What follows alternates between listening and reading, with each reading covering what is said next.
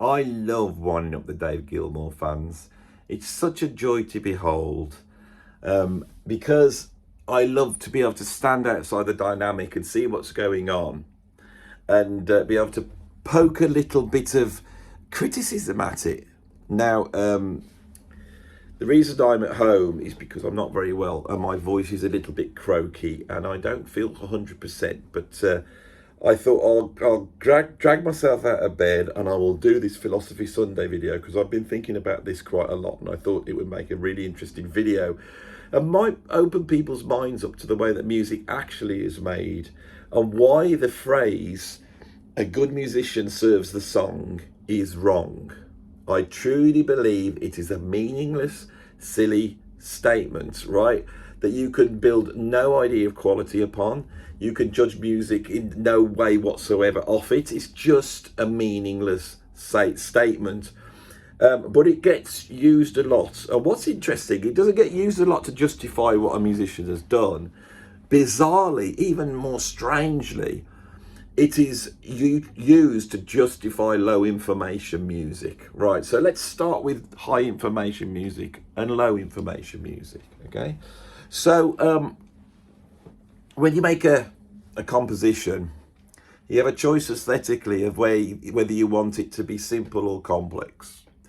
Now, taking away the skill aspect out of it, just forget the skill aspect, because obviously complex music is harder to play technically than simple music. And if you have this idea that you want to respect someone for their skill level, which I think is a noble virtue to have skill, then you'll probably be appreciating someone who can play complex music.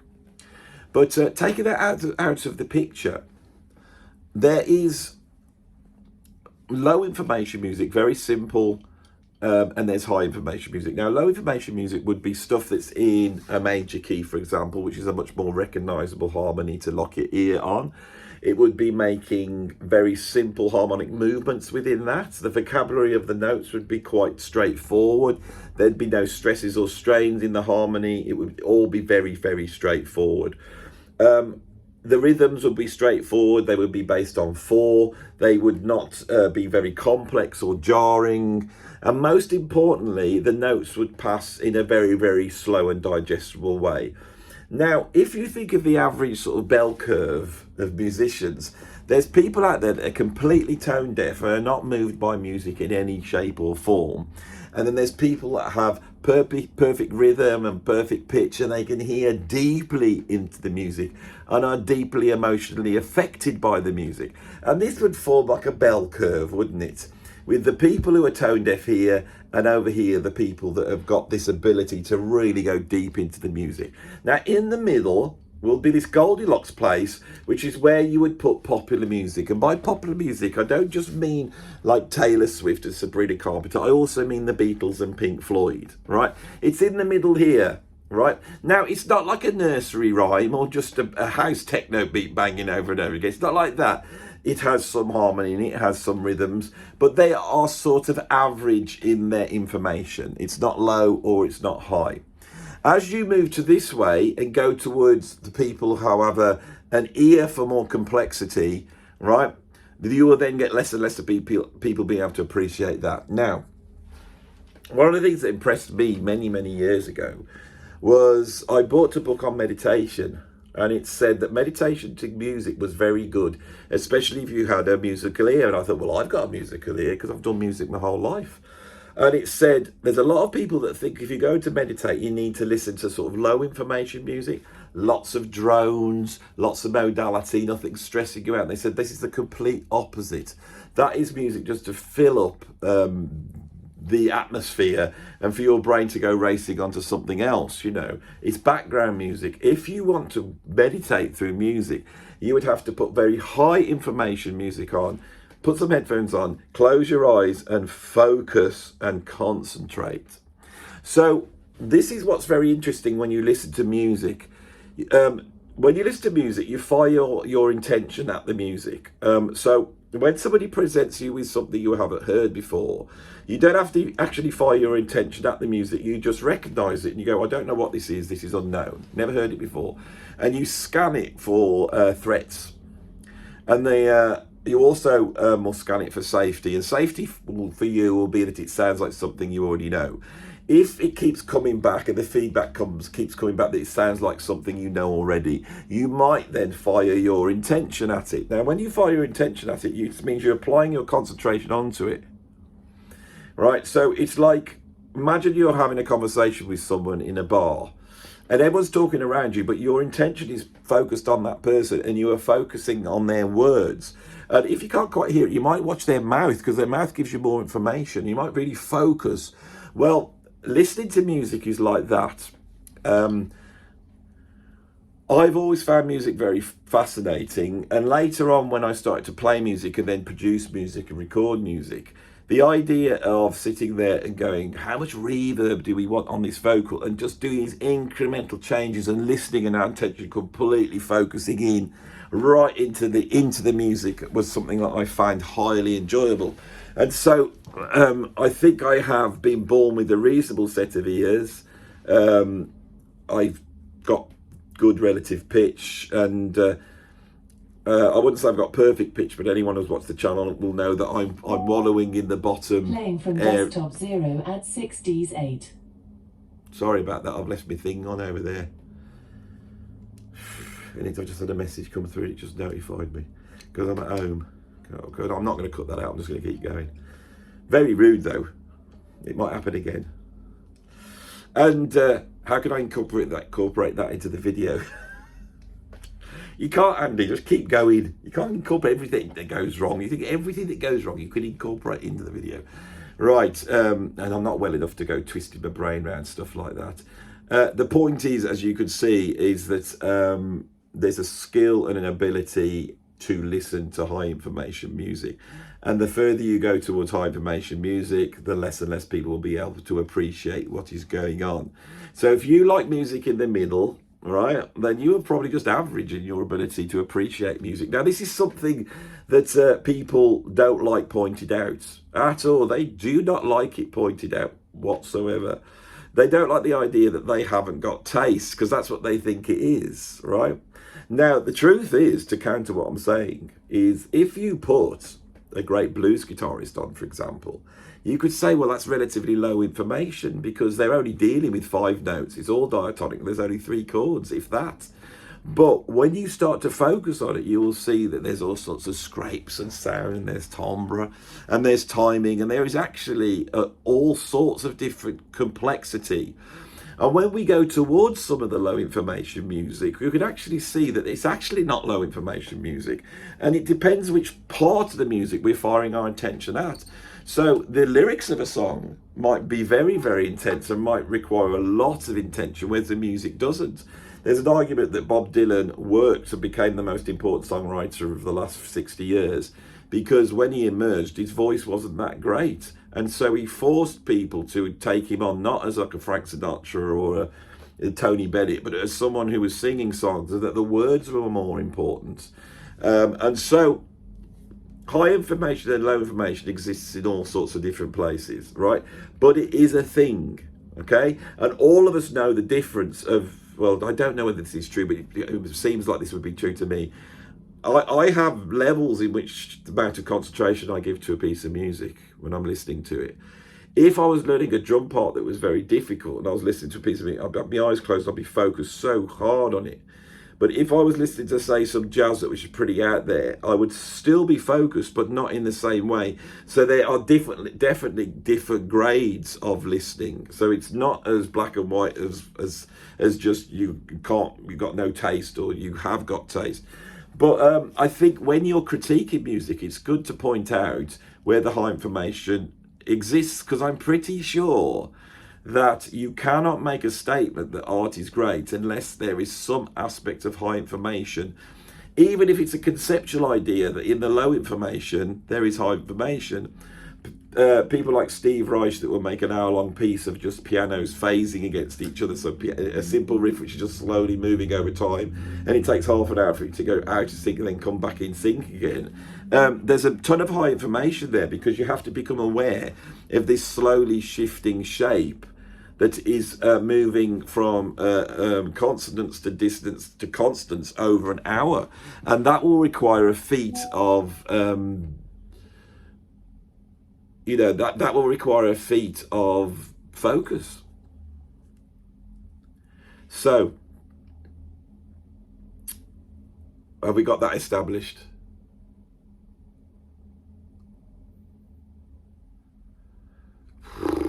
Can I do this today? I'm feeling rough now.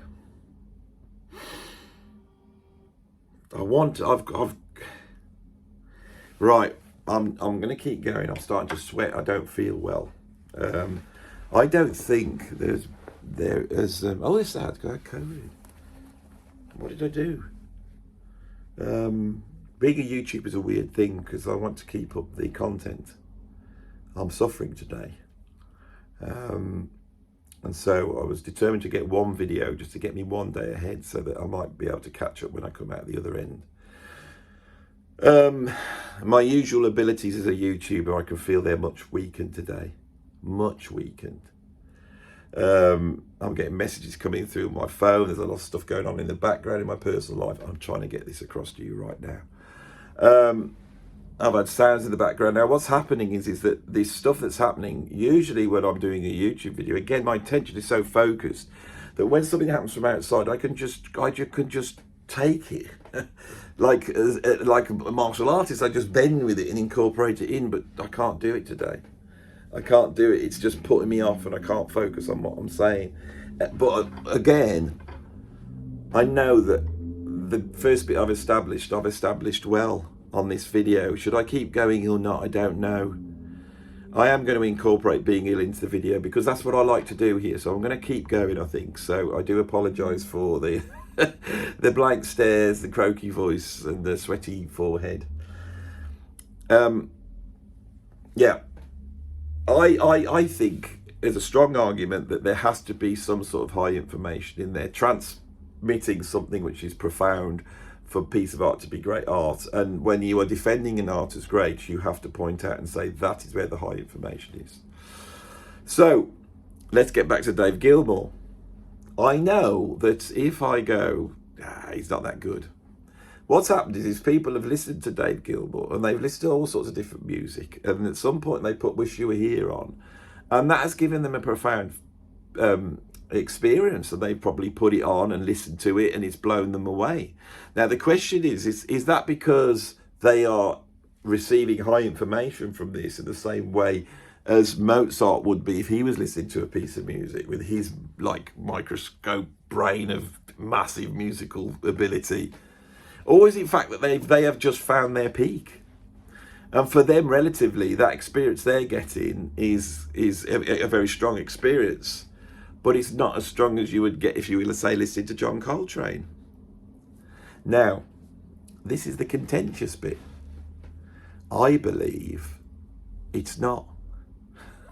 I believe that those who can get involved in Coltrane, and though that sort of flights of emotional intensity, that they are appreciating something it's more profound, has more to say about the human experience, and is more musically, emotionally powerful than Dave Gilmore is. Seems quite obvious me to say that. Seems quite obvious. My experiences of both music tends to put me that way. Now the answer for that, well, it's just taste, isn't it? It's just taste. It is to a certain extent, I agree, but it's not all taste. Because we are biological entities, and that the biological aspects of us are the same in what they are, but not in their breadth. So the ability to appreciate music, to hear pitch, to hear rhythm, to hear harmony, that's actually something that varies from people to people, but it's the same thing. It's like a biological attribute. So if you're watching the Olympics and somebody was running and you see this guy and he wins 100 meters, breaks the world record, you would not say, oh, well, that's just how he ran it. If I ran it and was slower, it would be different. There's an absolute biological parameter which is running fast and it can be measured. Now, It's whether you value someone will be able to run fast, or whether someone's able to appreciate music. But what we can logically take from this is that if somebody can appreciate music at a deeper level, it's arguable, especially if they are telling you that there's a much more stronger emotional response from this music to that music, that they are actually grabbing in a more emotional response. And so those people who are defending Dave Gilmore by saying this music is really emotional and all this technical music that's really complex is not as emotional, cannot make that statement. It's either they don't understand it, or they willfully trying to argue something just because they like it. Now, this cropped up a couple of times on recent videos where people have said a good musician serves the song. So now we bring in this platonic entity of the song. And what the musician's doing is serving that. So what are they serving?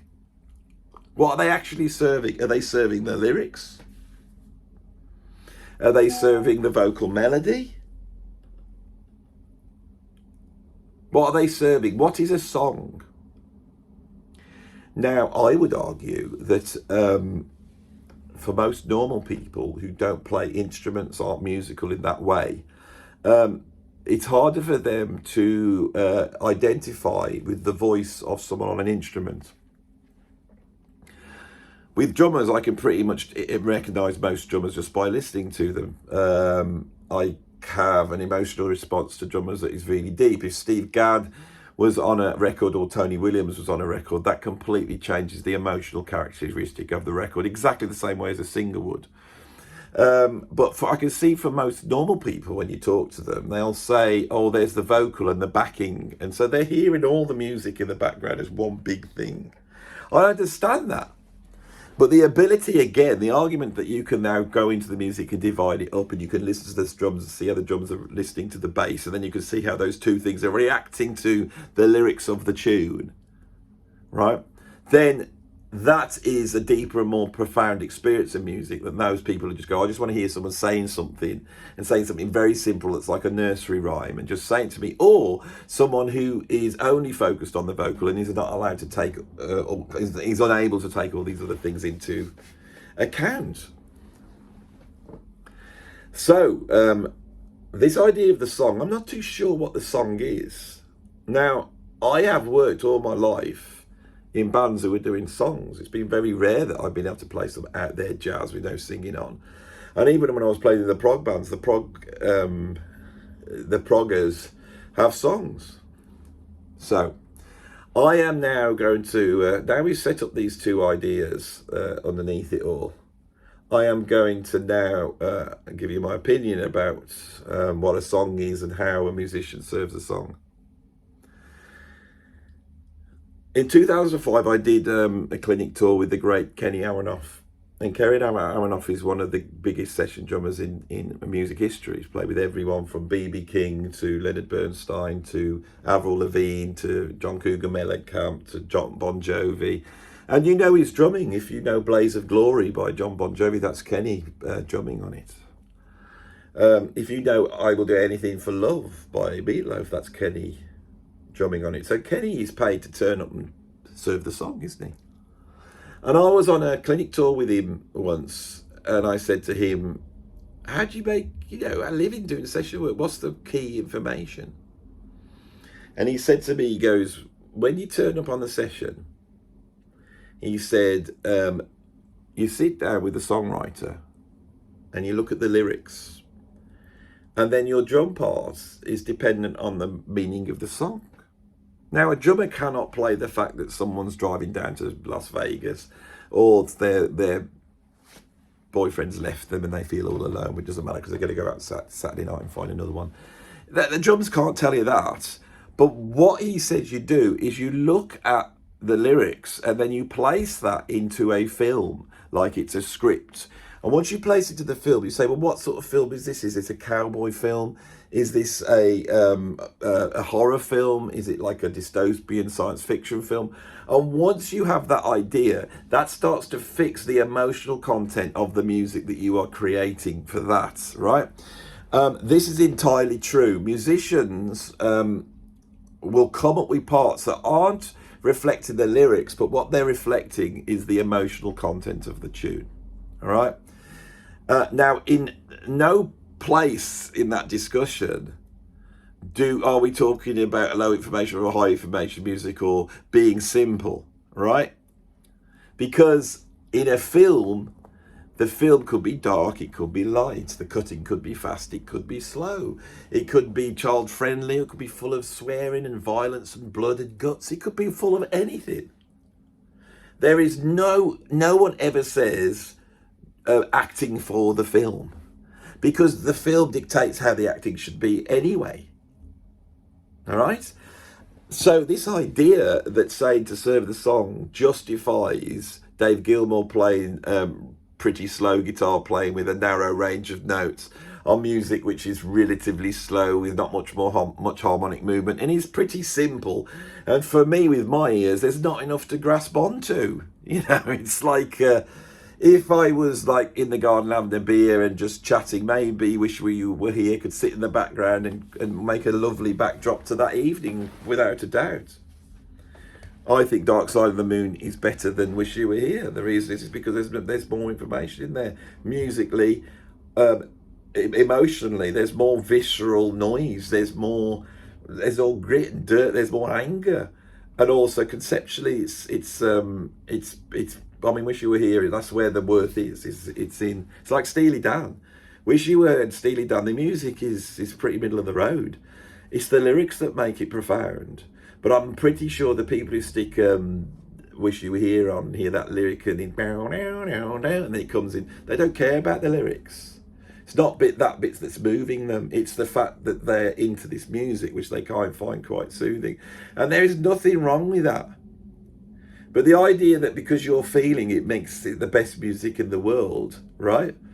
You have two choices. You could either think that is the case, that if you think it's good, or you could think there's some sort of objective idea of what music is, and that the Beatles are better than Milli Vanilli, and that's an obvious thing to believe.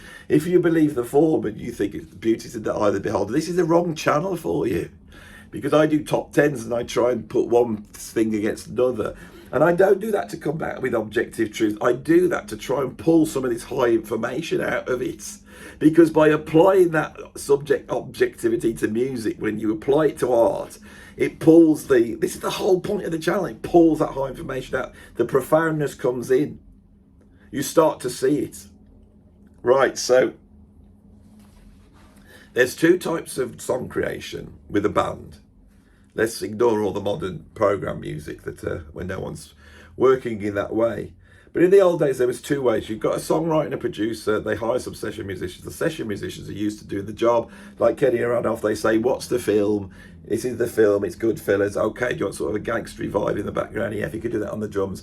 And at that point, that part could be complex or simple. Serving the song does not mean simplicity. Serving the song does not mean not underplaying or overplaying, as I will get to by the end of this video.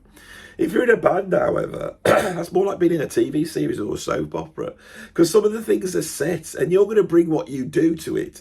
And usually with a band, there's some sort of chemistry between the members. So the songwriter writes the song, right? They present it to the singer and the band. He can sing it. His voice just naturally goes with the sort of subject matter that the songwriter's coming up. And then the way the musicians play just naturally complements the music. So let's take a band where that's happened, where they did it very, very well. And let's look at The Who. So the main songwriter is Pete Townsend, okay? So he has these ideas. They're bizarre ideas, but there's a lot of anger and angst in there. There's a lot of pent-up stuff from his youth. They're personal, right? But he's not singing them. What they've got is his bruiser mate, Roger Daltrey. Now, Roger Daltrey came through school fighting absolutely everybody. He's a fighter, right? He's a fighter. And that vocal, the way he delivers his vocal in that shouty, aggressive way, suits the lyrics absolutely brilliantly. You know, so when you think that Pete Townsend has written I Won't Get Fooled Again, and then Roger Daltrey sings I Won't Get Fooled Again, that's the right voice to sing it.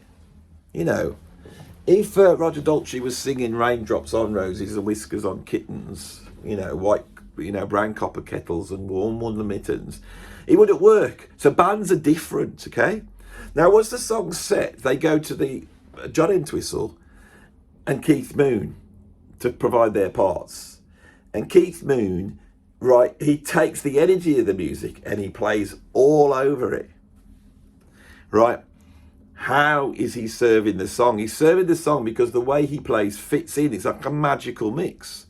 You know, the way Pete Townsend slashes the way the guitar creates a place in the drums to sort of almost get behind the sort of aggression of Roger Daltrey's vocal delivery and just sort of back that up.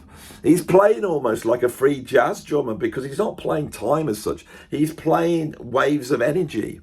And you'd think that John Entwistle would have to then hold it down, but he doesn't. What he does is come in and act almost like a lead guitarist.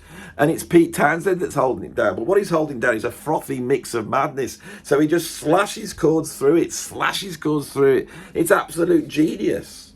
How are they playing for the song? Is Keith Moon playing for the song? Is his parts too busy or not busy enough? Okay? So now let's go to the Police. Again, we have virtuoso musicians. Andy Summers is a jazz guitarist, so he's taking these songs and he's expanding, adding ninths and elevenths, arpeggiating them and coming up with all sorts of novel ways of delivering what are quite simple chords for Sting's song. Stuart Copeland is absolutely doing what you would consider is not for the song. Right, he sounds like he's got ADHD. He can't fix on anything. He doesn't want to show you where the beginning of the bar is or where the end of the bar is. He's going to turn everything upside down, put it here, put it there. He can't play anything twice. If you listen to Message in a Bottle and listen to his drumming, which is genius, he can't decide what beat he's doing. I actually think he plays a beat for the verse, plays the chorus. When he goes back to the verse the second time, he can't remember what it was. So he just does something else. And the beat changes all the way through, giving you that signature Police sound. Now, once they got to Ghost in the Machine, Sting's songwriting had become so advanced at that point that he was pretty much knew the parts he wanted. He knew the parts he wanted for the song. And the Police were not serving the song for him anymore. The songwriters turned around and go, you guys aren't serving the song. Right? Now, at that point, what would it have been like if Sting hadn't have felt like that? What if Sting hadn't been competent enough to come up with all the parts to every little thing she does in Magic and all that stuff, which Sting came up with all that. They were just been dialing in. Two of the greatest musicians ever played in any band ever, just dialing in the parts that Sting has told them to do. What happened if that hadn't happened? We would have had more albums like the first three, which are amazing. So people not playing for the song, but playing for themselves and trying to get their own personality in and fighting when that doesn't happen may have ended up with more stuff like the classic stuff they had at the beginning.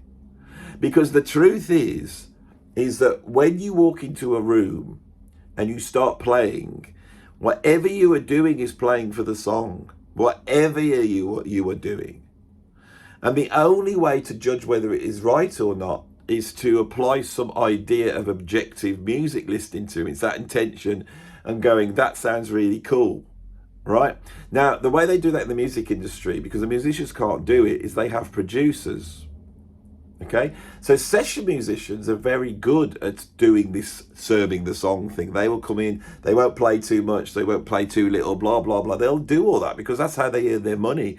They do that to get the check. And so they can be, get in, nail it and get out, right?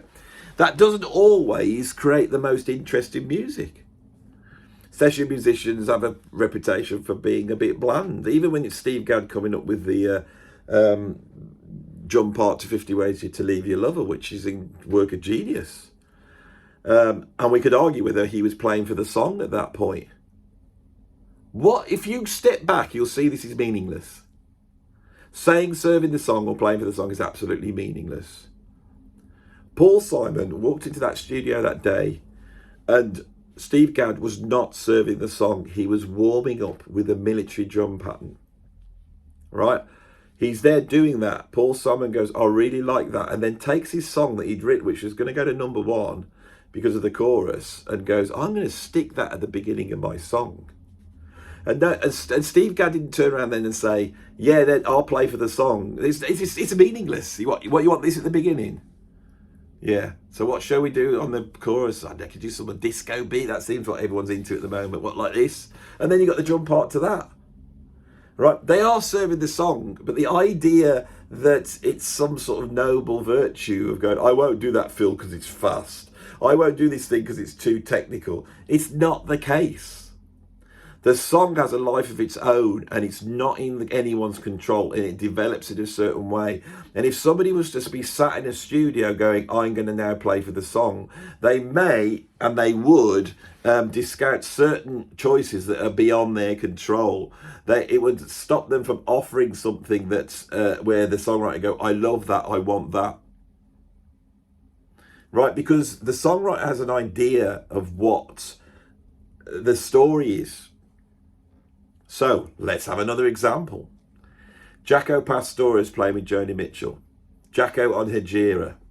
Now, Joni Mitchell is one of the greatest songwriters of all time.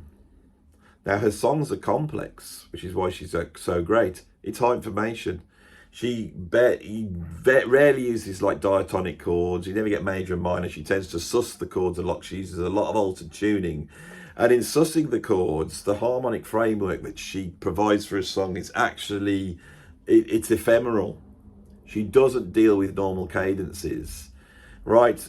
She had a rootless life after she gave away her child for adoption, which, you know, seemed to her to, this is the big story. This is not a story that she's come up with. This is the Joni Mitchell story. She's rootless. She floats about, you know, like a piece of dust in the wind, and her music reflects that. A lot of her early albums are just her on acoustic guitar, piano. They're very stripped down, and so the sort of ephemeral rootlessness of the harmony of her tunes, which serves the song, is not compounded because there's no root notes there. There's nothing pulling it down to the bottom. It's all up in the air. It's all floaty. You listen to Blue and that's what you've got. It's all floaty. Then she starts working with bands, and she starts working with like the LA Express, and a bass player walks in, and the bass player keeps putting a root note. And as Joni Mitchell said, she said it was like someone driving a picket fence through her tunes, because now the bass player who's playing these roots is telling the audience where the harmony is. She didn't want that. Then she bumps into Jaco Pastorius. Now, Jaco Pastorius is a genius. He knew he was a genius.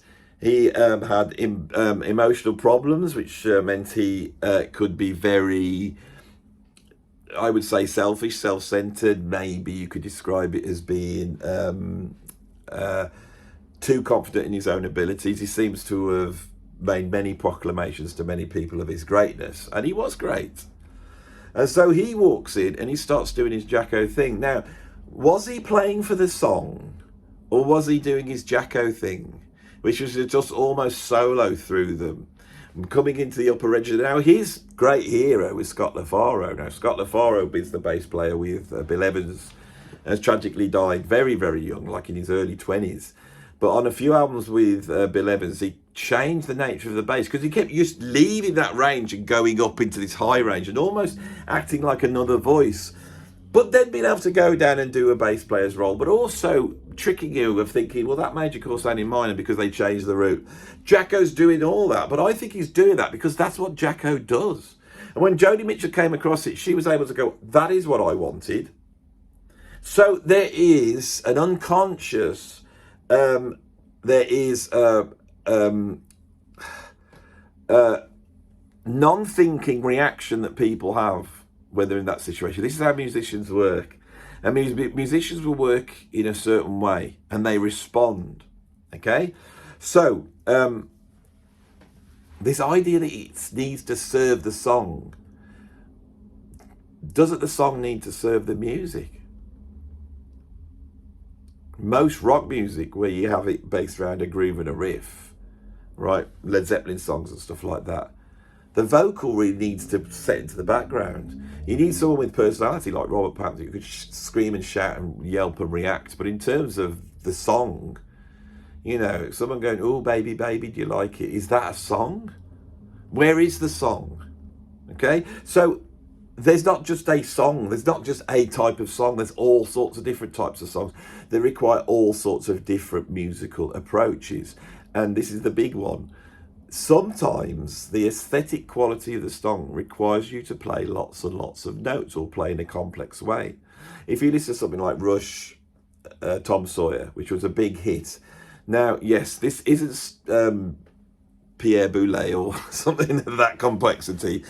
I know it isn't, but for a pop song that got in the charts, it's pretty complex. There's a lot of information going on there, but there's a lot of information going on with the lyrics. There's a lot of information going on all together, and people appreciated that.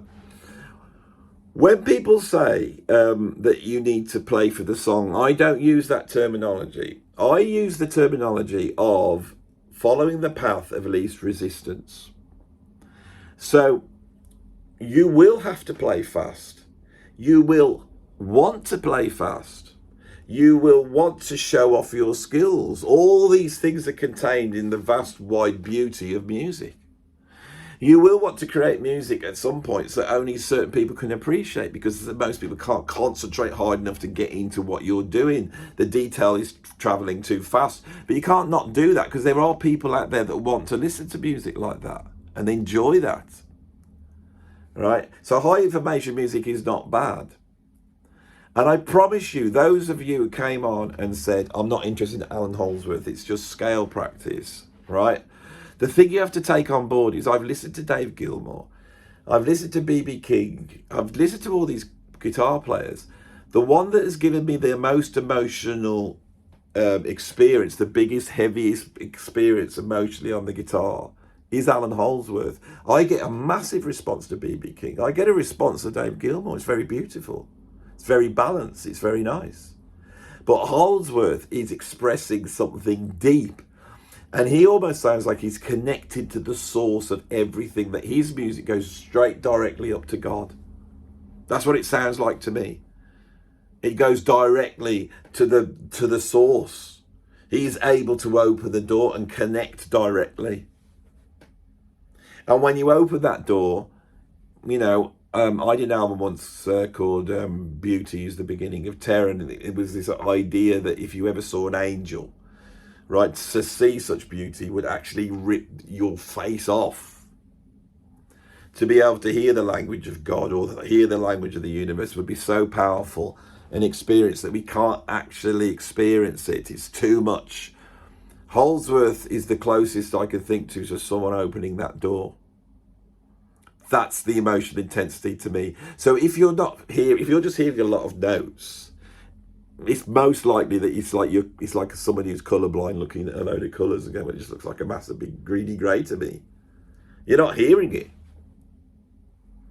Now, as a musician, when I was coming up and I was studying music, learning harmony, learning rhythm, working on those rhythms, working on strange scales, all this type of stuff, and then listening to music that was really difficult and thinking, well, this is rubbish, I don't get it. But having faith in the musicians, this is where faith comes in.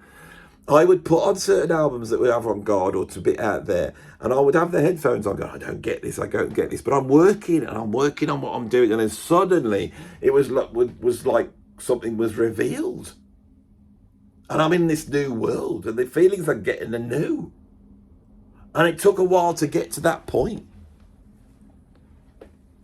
The song can be anything. The application of skill can be anything. Music that's about showing off is not necessarily bad music. I would say 90% of music is about showing off, but most people are showing off the fact that they're well off, or they've got a big house with a swimming pool with lots of friends in there doing all sorts of things that look very hedonistic. That could be what you're showing off, or you could be showing off that you're really emotional and connected with people and you feel things really deeply, or you could be showing off the fact that you've got a whole ton of skill and you can jump around the instrument, and there will be audiences that like that. All right, within all of those things there is something deeper. If you can focus past all that and focus through to what is profound, you will get to something that's profound, right? The idea that a musician who plays fast, who plays very technical stuff, that plays stuff that's complex, or plays stuff that you don't understand, has somehow failed your imaginary quality thing that you've put up, you know, this sort of hurdle. Oh, they're not playing for the song. They're not playing for the song. Check out a tune called In the Mystery by Alan Holdsworth. It's on his album Metal Fatigue. It's quite a short song, and it's a proper song. It's got vocals. It's got a chorus. It's got no drums on it. It's programmed drums. You know, it's a very light little song. Now, he does a very Holdsworthy guitar solo, and there's a ton of fast stuff in there. But you could hear how Holdsworth has adjusted his approach for his guitar solo to fit in with that song. Now, Holdsworth's approach on guitar changed guitar completely. And rock guitarists who weren't quite in the same level as Alan Holdsworth would listen to it and go, how can I incorporate that into my much more straighter world that's not so much out there? And one of those guitarists was Eddie Van Halen, who was obsessed with Alan Holdsworth. And he gets a call from Michael Jackson. And Michael Jackson says, you know, I want to make an attempt to get onto MTV. So I need a bit of rock guitarist. And you're the most important rock guitarist in the world at the moment. So Eddie Van Halen, could you come on my record? So he then, because he's obsessed with Holdsworth at this time, and when that album was made, it was right when he was trying to produce Holdsworth and get his name out to a wider audience, runs down to Holdsworth, says, I've got to play Michael Jackson's album. Can I borrow your amp? So he takes Holdsworth's sound, he turns up, and he puts one of the most iconic guitar solos down in the history of music. And that guitar solo isn't sweet and nice. It's a blur of notes. It's abstracted. It's chromatic. And with Holdsworth's sort of tapping up approach, it is actually his attempt to get somewhere near the aesthetic quality of Alan Holdsworth, right? He is playing for the song entirely, but playing for the song at that moment was not only dropping down some sort of heavy rock, heavy metal guitar solo that gave Michael Jackson that purchase to be able to get on MTV, because it was wider sounding, you know, than just a sort of normal rock rhythm and blues tunes. But in that guitar solo, he didn't just do your Dave Gilmore, Eric Clapton. He played in such a bizarre way, and then it was on the cutting edge. And Michael Jackson wanted to be on the cutting edge, so all that blurry stuff that he does, all the complexity, all the overplaying, was playing for the song, and was directly influenced by the most important guitarist in the last 50, 60 years, which was Alan Holdsworth. And the reason why it's so important is because musicians all over the world were moved by the emotional quality, not by the chops, not by the technique. And in saying this, I know that the comments on this will fill up saying, I agree, Andy, Holdsworth gives me more emotional pleasure than any other guitarist. They're going to say that, and those of you who like Dave Gilmore will have to come and say, yeah, and I love Dave Gilmore, I get the same thing for Dave Gilmore. We don't know, the jury's out. Maybe you don't. The evidence says that you don't. Right? So can't you just be happy for the experience you get and not try and force in some sort of totalitarian way your idea of what's good on everybody else with an absolutely bonkers batshit idea like you should serve the song and that's something you should do? And everyone thinks this is a really, really good thing. People come up and say it to me all the time. So I'm in a rehearsal room. I've told this story so many times, but it was one of these eye-openers, and it does involve Robert Plant. I apologise for that, but that's the way it is. So I'm in a rehearsal room, and we're doing a song. Can't remember what song it was, but it was a cover version. But Robert's entirely trying to rework it a little bit like they did on Dazed and Confused. So imagine Dazed and Confused, 1969. They're ripping off this Jake Holmes tune. Robert's redone the lyrics, and they're turning around and they're going to John Paul Jones and they're going to John Bonham and saying, what should we have next? After we've done this big riff, what shall we have next? And I'm in that position with Robert Plant. He's saying, Andy, have you got any ideas? And I'm coming up with something and he's going, no, try something else. I know what he wanted, but I couldn't deliver it. And at that point, I remember thinking, this is the hardest thing in music to do. Because just coming up with something basic and boring, he doesn't want. He wants something that's got some spark and glitter. Now, when I did my recent video on Dazed and Confused, right, what they do after the verse is Jimmy Page comes in with his violin thing, yeah, like that. But what John Paul Jones and John Bonham do is this weird thing where they improvise. It's not written out. John Paul Jones improvises a bass line, and then Bonzo answers it. So he goes,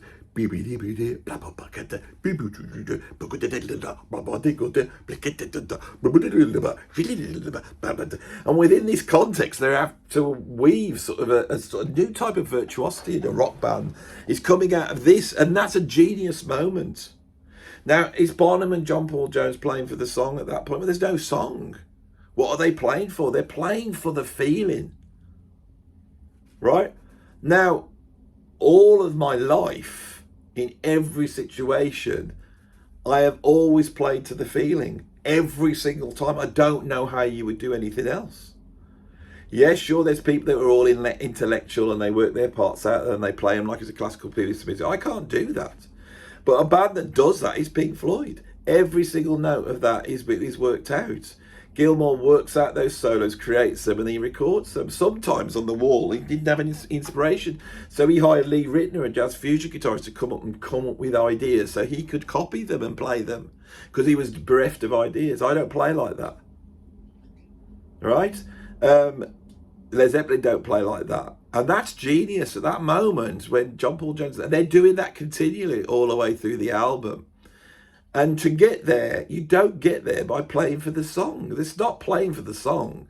You play for the musicians. You play for the feeling. You play for the vibe that's going on. And if you respect that, that could take you anywhere. And you might be doing the busiest parts that you've ever come up with, or you might not be playing at all, like Bill Bruford on Stars and the Bible Black, on that one track, whatever it's called, not the Mincer, but there's one track on there where Bruford has got a writing credit because they improvised it in the studio and he didn't play. So Fripp gave him a writing credit for not playing. All right? So this is the reality of music. And people who say play for the song, I don't actually think they know what music is.